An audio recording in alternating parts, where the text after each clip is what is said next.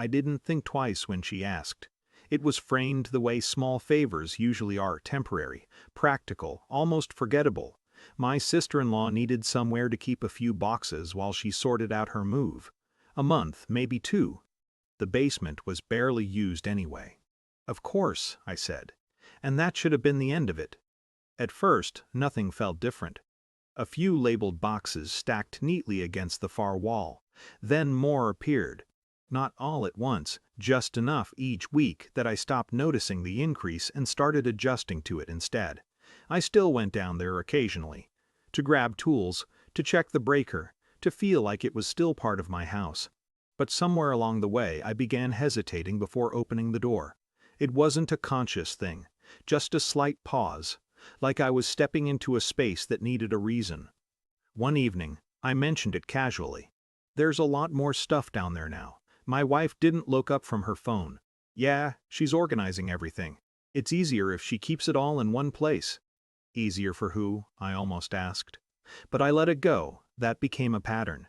Small observations, softer responses.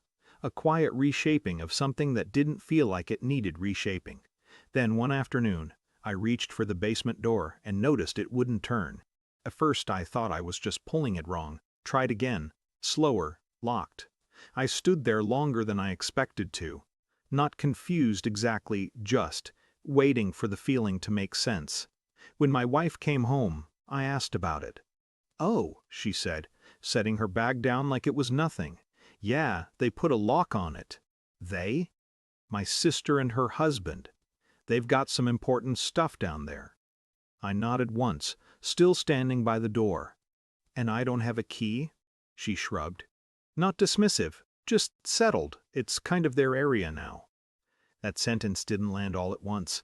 It settled in layers. Their area. In my house. I asked a few more questions, but the answers came wrapped in convenience. You never really use it. It just makes things simpler. It's not a big deal. That last one stayed with me. Not because it was wrong, but because it was becoming true in a way I hadn't agreed to. I didn't argue that night, or the next morning. I went to work, sat through meetings, answered emails, did everything I was supposed to do. But something had shifted, not loudly, not dramatically, just enough that I couldn't ignore it anymore. It wasn't about the basement. It was about how easily something could be reassigned if you didn't interrupt it early enough. That afternoon, I came home a little earlier than usual. The house was quiet. I stood in front of the basement door again, looked at the lock. Nothing special. Standard hardware, installed cleanly, deliberate. I went to the garage and grabbed my toolkit. There wasn't a surge of anger. No moment of hesitation either. Just a kind of steady focus, like fixing something that had been installed incorrectly. It took less time than I expected. When the lock came off, I placed it on the nearby shelf. Not thrown. Not damaged. Just removed. The door opened easily. Inside, the basement didn't look like mine anymore. Not because of the boxes, but because of how they were arranged. Shelving units I hadn't bought. Labels I hadn't written. Sections I hadn't agreed to. It wasn't storage. It was occupation. I stood there for a while, taking it in. Not searching for anything specific. Just confirming what I already knew. Then I got to work. One box at a time, up the stairs, through the house, out the front door. I didn't rush, but I didn't stop either. It was methodical, careful enough that nothing broke, direct enough that there was no confusion about what was happening. By the time the sun started dropping, everything that had been in the basement was on the lawn, stacked, visible, undeniable. I went back inside, washed my hands, and sat in the living room. When my wife pulled into the driveway, I didn't get up. I heard the car door close. Then another.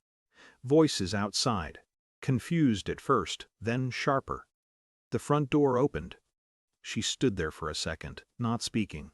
Just looking at me, then toward the window. "What did you do?" I met her eyes, but I didn't raise my voice. "I removed the lock. That's not what and I moved everything out of the basement." Silence stretched between us. Not empty. Just full of things neither of us was rushing to say. "They needed that space," she said finally, but it sounded different now. Less certain. So do I. That was it. No speech, no escalation, just a statement that didn't leave much room to adjust around it. She looked back outside again. I could see it registering not just what I'd done, but what it meant. That the quiet shift she'd accepted wasn't quiet anymore. There wasn't a clean resolution that night, no immediate apology, no dramatic fallout either. We moved around each other more carefully. Conversations became more deliberate, or avoided altogether. The basement is unlocked now. It looks like it used to, mostly. But I notice things differently. Not the space itself, but how easily it changed when no one named it out loud, and how long I was willing to stand in front of a locked door before deciding it mattered.